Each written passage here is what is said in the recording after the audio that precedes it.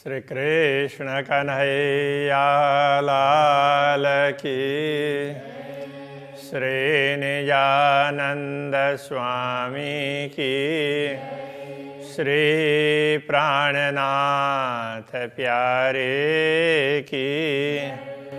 सोई मोमिन जाको सक नहीं और दिल अरश हक हुकाम, पट खोले नूर पार के आए दिल में हक कदम, आए दिल में हक कदम।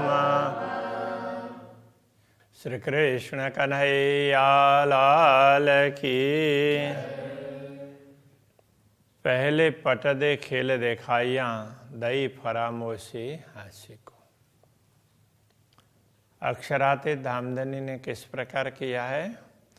पहले खेल दिखाया, आवरण डाल करके, ब्रह्मात्माओं के ऊपर आवरण डाल करके खेल दिखाया और दई फरामोशी हासी को। फिर उनको एक प्रकार की नींद जैसी दिला दी। तो वो किस लिए? हास्य करने के लिए।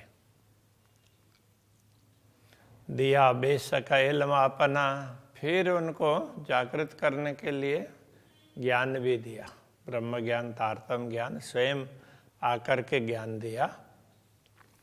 तो भी न आवे होश में। इतना होने पर भी ब्रह्मात्माएं ऐसी फरामोशी में है, ऐसी नींद में है, भ्रम की नींद में, कि होश में आई नहीं रही है, सचेती नहीं हो रही है। इल्म अंदर जगाइया, तिन में जरा न सक। तारतम ज्ञान अंदर से जागृत करता है, आत्मा को जागृत करता है, उसमें कोई संदेह ही नहीं है। कहे हुई है होशी अरसों की, रूहें बैठी कदम तले हक। अब ऐसा कहते हैं कि हुई है होशी अरसों की।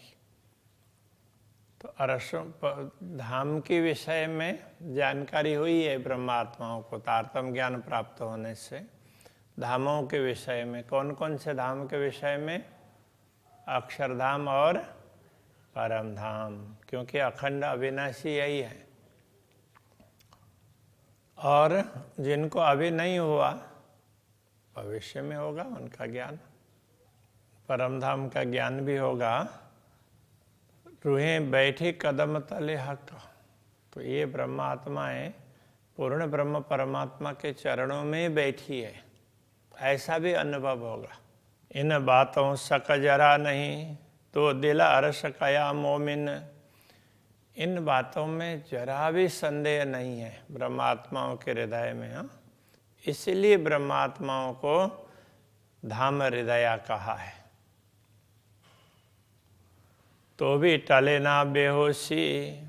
तो इतना कुछ करने पर भी तो ब्रह्मात्माओं की मूर्छा नहीं जा रही है। बेहोशी का तात्पर्य मूर्छा, मूर्छित होना, बेहोश होना, तो बेहोशी मूर्छा। वास्ते हंसी बीच वतन। तो परमधाम में उनकी हंसी होनी है ना, इसलिए उनकी मूर्छा नहीं जा रही है। बिरा सुनत रूहें अरस की, तबहीं जात उड़तन। ब्रह्मात्माओं का तो कैसा होना चाहिए? विरह की बातें सुनते ही उसी समय उनका शरीर छूट जाना चाहिए। तो परमधाम की आत्माओं में ऐसा होना चाहिए। सो गवाह याद कर कर कहे, जो बीता का अरस वचन। तो इसलिए विरह की बातें ना, कि राज्य ने बार बार गवाई, जो बीता का अरस वतन। परमधाम में जो जो बातें बीती है, वैसा था, ऐसा प्रेम था, इस प्रकार था, ये सारी बातें तो याद दिलाई, और याद दिला करके विरह के माध्यम से इनका गायन भी करवाया। मैं जानिया प्रेम आवसी, विरह के वचन गाए। प्रहन्नाथ जी अपने लिए कह रहे हैं, मुझे लग रहा था कि विरह के इन वचनों का गायन करने पर तो प्रेम प्रकट होगा ऐसा मुझे लगता था। सो अबल से ले अबलों बिरहा गाया लड़ाए लड़ाए, इसलिए मैंने पहले से लेकर के अभी तक बिरहा के वचनों को खूब गाया। बिरहा की वाणी बहुत है तारतम सागर में, तो बार बार विरह की बातें, इस विरह के वचन इस प्रकार गाए। सो गाए बिरहा न आया, गायन तो किया किंतु बिरहा तो नहीं आया ना। बोलने बोलने मात्र से नहीं होता है, आचरण भी ऐसा होना चाहिए, ये कहना चाह रहे हैं। तो बोला है वचन गाए, लेकिन अंदर से बिरहा नहीं हुआ जैसा होना चाहिए था। प्रेम पड़या बीच चतुराय, तो ये प्रेम है, वो प्रेम होता तो विरह होता, तो प्रेम है ये चतुराई के बीच में पड़ गया। कहने का तात्पर्य, तो विरह के वचन गाने से प्रेम प्रकट होगा ये सोच करके वचन गाने में ध्यान दिया, तो प्रेम के तरफ ध्यान नहीं दिया, इसलिए प्रेम चतुराई में पड़ गया। हंसी कराई हुकुम में वचनों प्यार लगाए, तो अक्षरातीत धामधनी ने विरह के इन वचनों के प्रति प्रीति लगाकर के और भी विरह को गाएं, तो गाने के तरफ में ध्यान दिया, किंतु अंदर से विरह होना चाहिए, वो नहीं हुआ। इसलिए इस प्रकार से भी धामधनी ने अपना आदेश दे करके हमारी हंसी कराई। सो गाए गाए हुआ दिल सख्त, इस प्रकार गा गा करके दिल है बड़ा सख्त हो गया, कठोर हो गया। मूल इश्क गया भुलाए, मूल प्रेम तो उसको भुला दिया। विरह के वचनों का गायन करते करते मूल प्रेम को भुला दिया।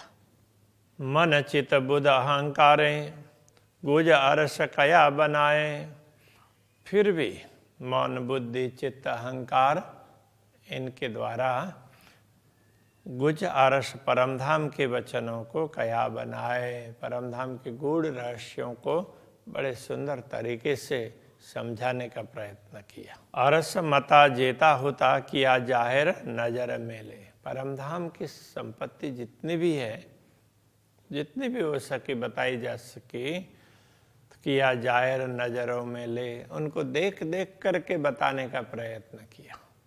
परमधाम का वर्णन तो बहुत किया ना, तो देख देख करके करने का वर्णन किया। हमें ना आया इसका सुपने एक किया वास्ते जीने के, तो जिसके लिए ये बिरह के वचन गाए थे प्रेम प्रकट होगा उसके लिए, किंतु हमें ना आया इसका सुपने, तो ऐसा बना कि हमें तो स्वप्न में भी वैसा प्रेम प्रकट नहीं हुआ जैसा होना चाहिए।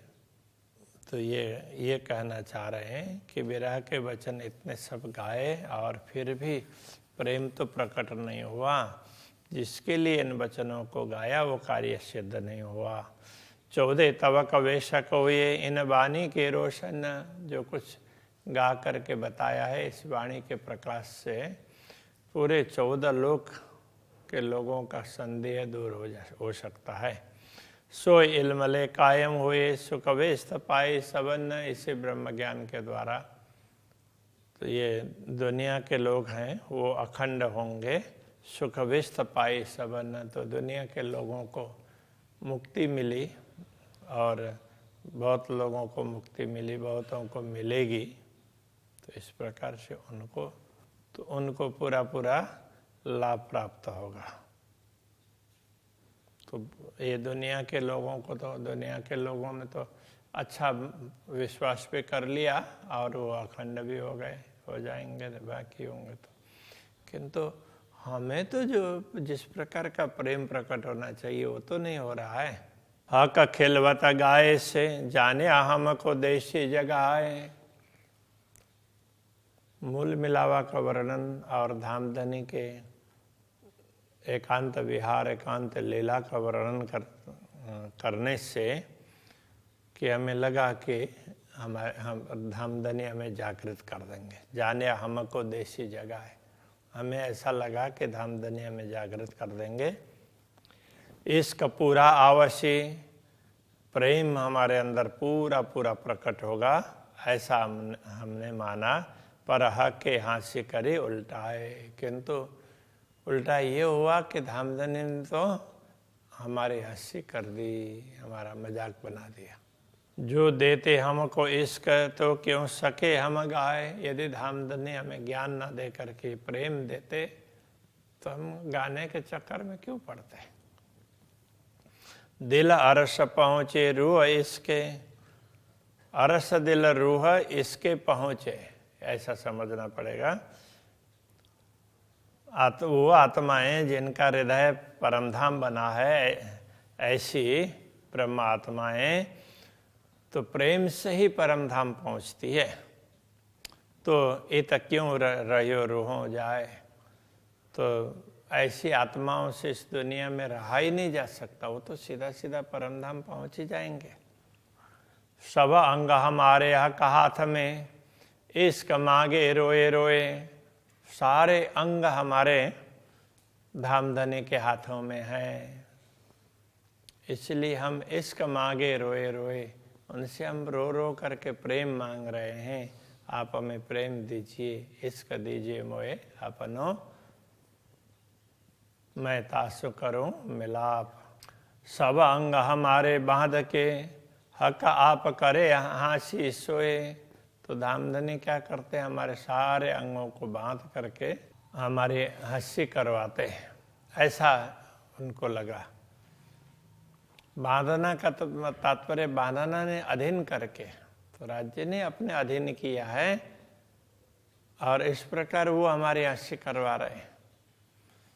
हम हुक्म के हाथ में, हक के हाथ हुक्म, हम तो स्वयं हुक्म के हाथ में है और धामधनी के हाथ में हुक्म है।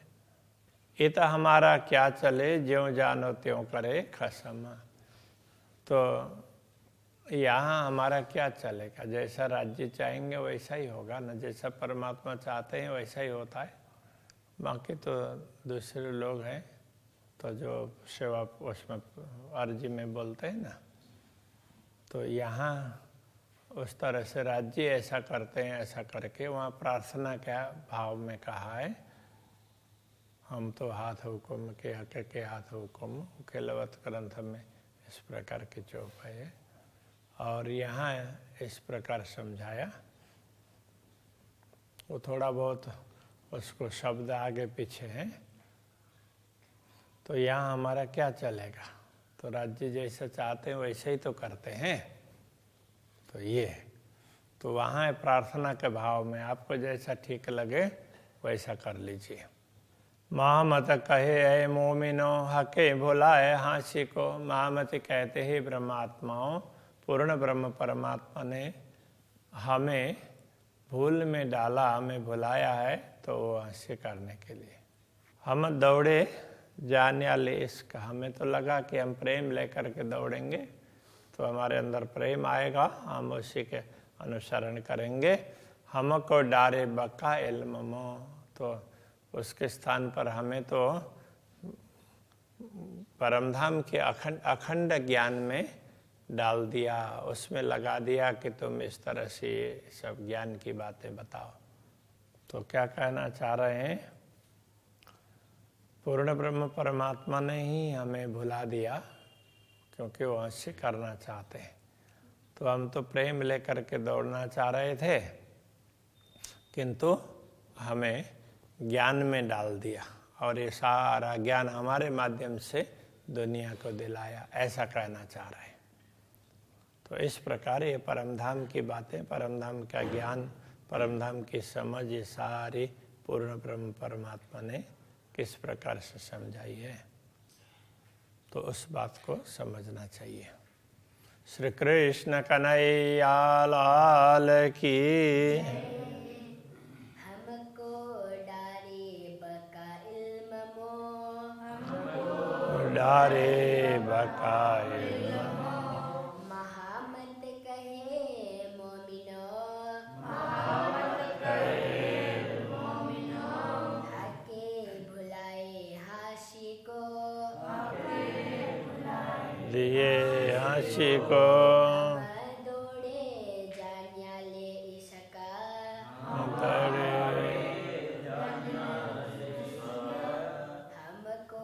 डारे बका इल्म मो,